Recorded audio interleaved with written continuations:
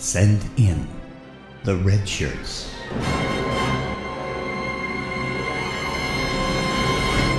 The only way to make a new road is to walk it. That particular piece of psychobabble gibberish came from Admiral Cornwell in this last episode of Discovery entitled The Red Angel. It comes off as a threat to us Trek fans who are really sick of how Kurtzman is slowly and steadily, along with the writers, completely showing no regard for the craft of writing a screenplay or a teleplay every week.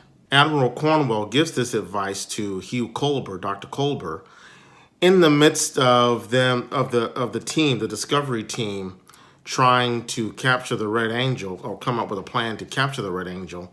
Culber decides that this is the proper time to try to approach Admiral Cornwell with his own personal problems, and it just so happens that Admiral Cornwell used to be a therapist. Now, I think we saw a little bit of that in season 1 where she has a conversation with Captain Lorca. Yet and still, I don't know, when you're in the middle of trying to strategize how to capture an agent to help you stop the possible destruction of all sentient life, that's not really the time to be worried about your personal life. Culber also decides to try to approach Stamets and have a tete-a-tete with Stamets during an even more intense operation where they're going to kill Michael Burnham. That's the moment that he decides, Paul, can we talk? Yeah, probably not a good time, and Stamets lets him know that. Sure, I can understand that, being killed, having your neck snapped, and being reconstituted through some sort of mycelial transporter. It even sounds ridiculous when you say it. I can understand where you might need to unburden yourself and you might have some legitimate angst running through your body. But I gotta say, we've seen other Star Trek series where crew members went through far worse circumstances. In Enterprise, TNG, Voyager, people were turned into newts, salamanders. Worf became some sort of Klingon creature. They're in deep space and happens. But first and foremost, you're supposed to be a Starfleet officer. That means the mission comes first. I don't think anyone on this ship understands that. But I'm already nitpicking. Let's just start at the beginning of the episode, which, I found problematic right off the bat. They're having a memorial service for a character that we barely knew, Ariam, who was flushed out into space. Despite the fact that after only 10 seconds or so of problem solving, they didn't come up with a solution that they could simply beam her off the Section 31 module or Section 31 HQ directly to sickbay and erect a containment field. We know they can erect containment fields because we saw them do it for Tilly's space goo. And that's the plan in this episode, to erect a containment field to hold the Red Angel. The writers decide that the only way to resolve this character arc is to kill her, which they do. And then we have this memorial where people that we've never seen have one conversation or any type of substantial conversation with Ariam.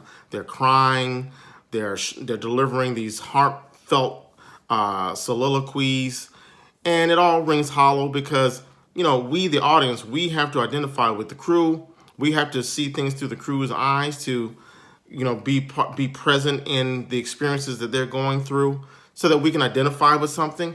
And I don't identify with anyone's feeling of grief because I did not know Ariam as a character hardly at all, except for one background shot that lasts 5 seconds with her new husband. Detmer says something that almost alludes to some sort of character development, where she says that Ariam helped Detmer, who wears an eye implant or something, helped her realize that she is still human despite her issue or the fact that she has these mechanical parts. Now, can you just imagine how great an episode would be, and how all we would need is one episode to develop Ariam where we see her actually doing what Detmer says in this episode. If we had an episode where we actually saw Ariam helping Detmer to cope, going through some sort of conflict, and then Ariam and Detmer, and they come out the other side of the conflict with Detmer being a more fuller person because and not feeling ashamed or less than herself because of her issue. And we learn more about Arium. It's not that hard. They can allude to it, but they don't do it. They just relegate these things that we should be seeing and should be experiencing to these one-off little these simple lines of dialogue. And what's with Saru singing? That's not his voice, is it? Sounds like a singing ventriloquist made Saru part of his act. And then there's Captain Pike, once again, not being very captain-like. The captain doesn't say anything during the memorial, but I do remember in Star Trek II, Captain Kirk delivers a very heartfelt monologue for Spock, and no one else speaks. Now, okay, that's fine that other people get to speak in this. I don't have a problem with that. Even despite the fact that they're speaking about things that we know nothing about because they didn't bother to develop Arium. I'm going to stop saying that over and over again. But, he's the captain. Why doesn't he say anything? Of course, this is the same captain that stands during the staff meeting, the senior staff meeting, as opposed to having a seat at the table. He is the captain of the ship. He should still be at the head of the table with the admiral at his right-hand side. And then Tilly just barges in. She's an instant, mind you. She barges in, babbling as she typically does. It's amazing how these writers have taken a character that was one of the most beloved characters in season 1 and rendered her into a babbling psycho in season 2. And I'm hearing people that love this character say they can't stand her. They want her to die. And I agree with them. She interrupts the meeting, a high-level meeting, mind you, and she starts speaking Star Trek Discovery technobabble. She says something about the computer files contain a bio-neural signature. How does a digital file, I'm assuming it's digital. I got to think it's still digital. It's a file. How does it contain a bio-neural signature? Okay, and then she says that there was a digital parasite downloaded, and that was the Daedalus file. The Daedalus file was a digital parasite. Well, a digital parasite, doesn't that open up a whole other realm of things that should be concerning to this crew? But it's just relegated, like I said earlier, just to a simple line. Oh, a digital parasite infected the download. Okay, I mean, it's like these writers, they just throw shit out. They just throw stuff out in the dialogue, and it goes by so fast, you don't have time to realize how stupid it sounds. And then they go from giving us that bullshit to mentioning a time crystal. Now, correct me if I'm wrong, have they ever mentioned a time crystal before? I'm not even talking about in other Trek episode or series. I'm not talking about Trek canon. I'm talking about in this series, in this season. Has there ever been a mention of a time crystal up until this moment? A time crystal? Now, I know I have to be fair and say there are other artifacts that we've seen in Trek that are mystical. Like I'm thinking of the episode, the two-parter in TNG Gambit, where they had that psycho neural thing or whatever it was that could project that if you had bad thoughts, it could project some sort of bad things on you when Picard was playing Galen. Remember that episode? Okay, stuff like that exists. Here's how that works. Because the mind, no one can really see thought patterns and thought waves and things of that nature. The mind is still very unexplored. They say we only use 10% of our brain. So there's a lot of things that you can kind of inject there that still work because it's unknown. But now we're talking crystals that can manipulate time. That sounds like something I'd see in Star Wars, not on Star Trek. I don't buy it. I just don't buy it. Speaking of technobabble, I thought I had found yet another inconsistency in the writing here when Culber just says that human beings have a genetic wild card where if anything artificial tries to replicate them, it would be too perfect and he would know that it's a replicant, which is, how do you assume that? What wild card? And so I thought for a second, it's ironic that the guy who was replicated in an earlier episode after he was killed is saying this line because he's fine, he's perfect. And then I realized, oh, well, that makes sense because they talked about there was a scar that he had that it was gone or something like that. Or the doctor, the staff doctor, who we don't have no idea who that is, said that he's perfectly fine. That kind of worked for me. That okay, if he's perfectly fine, and that's consistent with what he says in terms of an artificial construct replicating a human being. However, then, damn it, the Trek fan in me who has a memory, I remember the TNG episode Second Chances, where they introduced Thomas Riker, where Beverly Crusher has to scan him before she even realizes that he's an exact duplicate of Riker through the artificial construct of the transporter. So again, the writers got it wrong. I thought they had it right. They had it right. I thought they had it right, but they got it wrong. I want to talk about Section 31 now. I got to tell you, for a covert op, this organization seems like everyone knows about it. They're out in the open now. You got a scene where Leland is giving Burnham all kinds of information under no duress whatsoever. What kind of a covert organization is this? It's the worst ever. Here's another thing you can correct me on. I remember them saying, 2 episodes ago, that all admirals in Starfleet input information into Control, this computer that I've never heard of, but they invented for this series apparently, that all admirals in Starfleet input data into Control. Control spits out possible scenarios for success or possible solutions, and the admirals have reserved the right to go with those solutions or to dismiss them. Now, here in this episode, someone makes a comment. I have a note here. I don't remember who says it. I believe it was Admiral Cornwell. Only Section 31 uses Control. Well, okay, if only admirals use Control, how can only Section 31 use Control, and Section 31 is a covert organization? Am I missing something here? Or these writers just don't give a damn? And I know a lot of you out there are going to be like, well, they don't have to spoon feed everything, do they? I'm sure there's a reason that they did that, or I'm sure there's a reason for that happening. This is what I got when I came up with the ridiculous notion that they could have simply beamed Arium off of Section 31.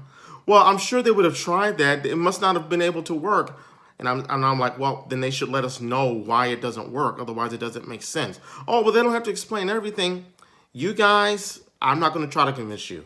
I'm not going to try to convince you. I want you to keep watching the show and enjoy it. Good on you. This review is not for you. This is for people who actually give a shit about writing, character development, and common sense. Oh, I got a couple things I want to mention about Giorgo that just, again, were inconsistent. So in one scene, she's talking about how she prefers a more, not fascistic or a more totalitarian method. She says this to Cornwell. Isn't that kind of a clue that this isn't the Giorgo that we gave a captain, that we appointed as captain, is it? Then in another scene, she says something to Stamets in a really god-awful, cringeworthy scene. She says something to Stamets like, my Stamets was much more neurotic or something like that. You are far more calm, or whatever she says. Which seems like people who are listening within earshot and have ears would say, what is she talking about? Her Stamets. What does she mean by that? Because as far as I know, it's a secret that she is from the mirror universe. Am I correct? So why is she talking? Why are the writers writing this dialogue for her? It doesn't make any sense. Then that scene where I guess she's hitting on Stamets, and she says that Stamets and somebody else had levels of pleasure at DEF CON. She doesn't say 1, 2, 3, 4, or 5, which is what DEF CON typically means. She just says it's DEF CON levels, which makes no sense. But then again, that's these writers thinking that they know, they throw out terms that sound cool, sound like things that people in Star Trek would say without any research. That was such a pandering scene, such a unnecessary affirmation, I want to say. We all know Stamets and Culber are gay. We've seen it. We don't have to have dialogue about it. I mean, Culber doesn't have to say, you do realize he's gay, right? Why? And she calls him Poppy. What are we doing on this show? It's funny that the writers had the presence of mind to write a scene like that just to reassure everyone that it's still a progressive show. as opposed to just letting things happen naturally. They don't do that with other characters, though. Seems like these characters in that scene, if they are under the impression, as I believe they should be, that this is the real Giorgio, not the mirror universe Giorgio, they would be, rather than saying, you know, he's gay, they would say, Captain, that's inappropriate. You shouldn't be hitting on crew members. What are you doing? You know. Just imagine if in TNG's The Host, the episode that introduces the Trill, and Beverly Crusher has been having an affair with a male host, and then at the end of the episode, the Trill ends up in a female host. If the female had walked into the sick bay to greet Dr. Crusher, and Dr. Crusher says, "You realize I'm a woman, right? You realize I'm not gay." Rather than that, she simply rebuffs the Trill because she's in a female body and Beverly just doesn't want to swing that way. But it's not so in your face. One last thing about Giorgio. Is she a totalitarian? Is she a fascist or not? Why is she all of a sudden developing feelings? Not in that way. You got to say that with this show now, since they're so clear and specific about other characters. I don't mean in that way. But why is she developing feelings or what seems to be empathy or sympathy for Michael Burnham? There are a couple scenes where she makes it clear that she cares. I'm going to talk about the death scene where she expresses anxiety or she's concerned about Michael. And there's a scene where she talks to Michael about, I don't have the information you need. It wasn't my place to tell you about your parents. She sounds sorry or something. So is she a fascist or not? Why does she care about Michael Burnham? A lot of people out there say everything has to revolve around Michael Burnham and we're all forced to like Michael Burnham. Is that why? I could see it's a legitimate argument. I don't know why. For a while there, Spock, even though I don't like this portrayal of Spock, and because I'm liking Michael less and less as a character, one thing I liked about Spock was that he was the only one willing to say what he thought about Michael. He says it in a scene. He says it kind of not to be mean, but just being matter of fact that Michael always has to be the one to take the responsibility or shoulder the burden. She has to be, basically, I get a sense that he's saying she always has to play the victim card. And granted, she is the victim quite a bit, but part of that is because of the decisions she makes or that she's written to make. And the circumstances, all circumstances seem to revolve around her. So of course, that puts her in a position where we have to feel sympathetic for her because they write it that way. They write it where she's the one who's always being burdened or having to shoulder the burden. Spock, the variance is you, Michael. Ariam in the last episode, it's all about you, Michael. A couple episodes ago, Giorgio. I think there are things about you that you just don't know, Michael. And it's like, well, okay, that's why we always see her frowning, crying, whining, because they write these situations that are untenable for her. I mean, anyone probably would have committed suicide. She probably would have wanted to be flushed out of the airlock. They don't allow anything good into this character so that she can always walk around thinking she's the victim. How do they achieve the victimization of Michael in this episode? They kill her. Now, I know some people found that scene funny. Go check out Mecha Random's review of her live reactions to this last episode. It's pretty. It's macabre how funny she finds it, but I couldn't help but laugh as she laughed. But yeah, they kill her in a grotesque scene that, Star Trek used to be for kids. And I guess, again, in this whole I'm a victim, I am put upon, I need care, I need this, I need that, because all these things always happen to me. In a scene where they write it where she decides to kill herself in a very gruesome way. And we're supposed to feel sorry for her, but I don't, because it's all manipulative. And then Spock, he determines that, no, I want to pull a phaser on the crew because she has to die. You know why? Because for whatever reason, Spock, with no data or no evidence, comes up with this theory that she has to be that close to death before the Red Angel will arrive. She has to be that close. There's no evidence for this. When Michael was on that asteroid and she first saw the Red Angel, was she close to death then? I don't think so. She was in a spot, but she wasn't close to death because she got out of it. It's just another example of the writers. They just throw shit against the wall. They write as they need to move the story along. It's not about common sense or logic and all of these beats. It's just, let's get from here to here. What do we need to have happen? Okay, just write that. No, there's no evidence of any of the things that Spock says that he says has to happen for the Red Angel to appear. Because we haven't seen that happen previously. Why is it the case now? Because the writers need it to be. Because they want to get to the point where we can get to the point where the Red Angel appears, and then we can now get to that point in the story for this season. That's all. That's it. We need the Red Angel to appear. What's the quickest way to get the Red Angel to become part of the story now? Put Michael in a chair, strap her in a chair. Why? Where's she going to run away? She's doing it voluntarily. But strap her in a chair, and we got to get her that close to death. We have to have Spock turn his phaser on the crew. All that has to happen before the Red Angel will appear. What's also funny is Captain Pike.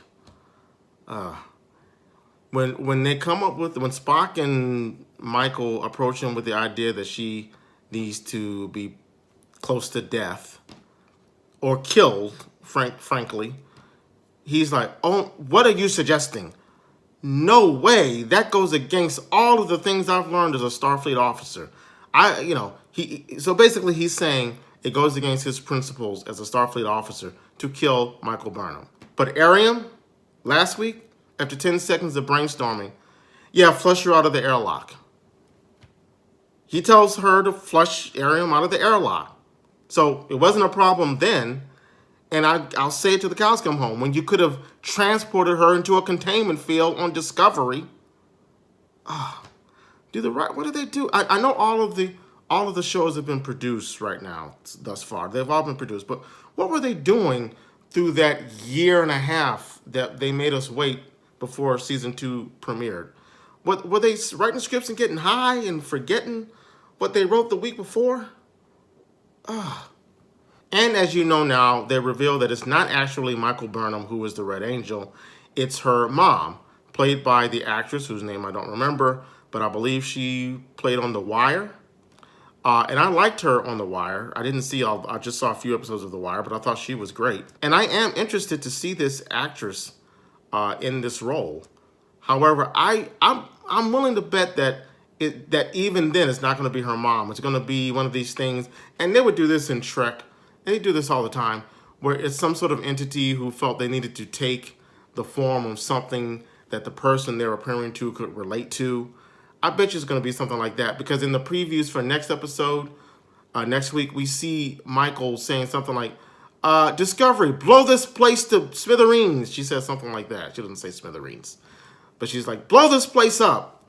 I assume it's going to be where her mom is going to turn out to be some other malevolent presence, and there's going to be a battle, and that's why Michael says that line, Discovery, blow this place to hell, or whatever she says. But what I'm getting at now is, I'm just kind of lost what the story is, what everyone is trying to do.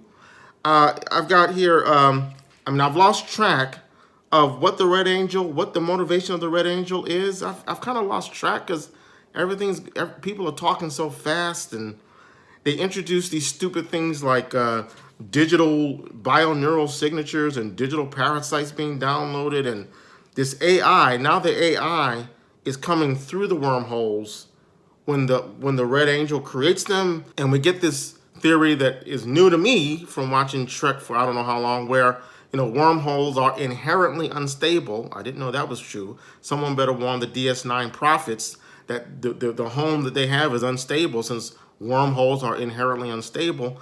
And the Red Angel has some sort of device that tethers her back to the point of origin. So like a slingshot, she goes back to the wormhole. That's interesting. And then she shoots a laser beam into Michael that revives her. We don't get an explanation for that. I just remember in season 1 where I felt like, towards the last half, the last third of the season, they chose that time to introduce the mirror universe. And I was thinking, wow, they're taking that on already? Don't they have enough here to play with? But I liked what they did with the mirror universe, so I didn't complain. But now this season, it seems like they're trying to cram everything into this thing. We're dealing with the Red Angel. We're dealing with this AI now. We're dealing with the end of all sentient life. Is it the AI that's responsible for that? Someone said they need to simplify their stories and get back to a simpler time. Just tell some good sci-fi and not be so high concept. It might have been one of the guys over at Midnight's Edge. I can't remember, but I couldn't agree more. I don't know what the hell's going on. And I challenge anyone who disagrees with the tone I'm taking with this show now. I challenge you to explain it to me. What actually is the storyline right now? What's the through story? I've lost track. Are they trying to stop the Red Angel? Are they trying to stop the AI? Who's the enemy? I don't know anymore. Why are there 7 signals? Have we talked about that? Have they discussed why there's 7? So yeah, I can't wait till next episode. I'm so looking forward to it. And what did my girl say? Cornwall, the only way to make a new road is to walk it. Well, I don't know. I don't know if I can keep doing this. I'm going to do this at least till the end of this season, just to say that I hung in there. I didn't give up. But I don't know. I know that Discovery has a 3rd season coming up. I guess that'll arrive in 2021. By that time, I probably won't give a shit. I'll probably have moved on to the Picard series, and I'll probably be complaining about that because it's got the same showrunners. I think Kurtzman is behind that as well. So, all right, we'll do this dance again next week. I'm gonna go into it with lowered expectations. I'm going to go into it realizing that it's just become a job. It's just become a test of endurance to see if I can make it through the last 4 episodes, 4 or 5 episodes. After that, I'll have to make a decision if it's worth it or not. Okay, there you have it. I'll see you next week.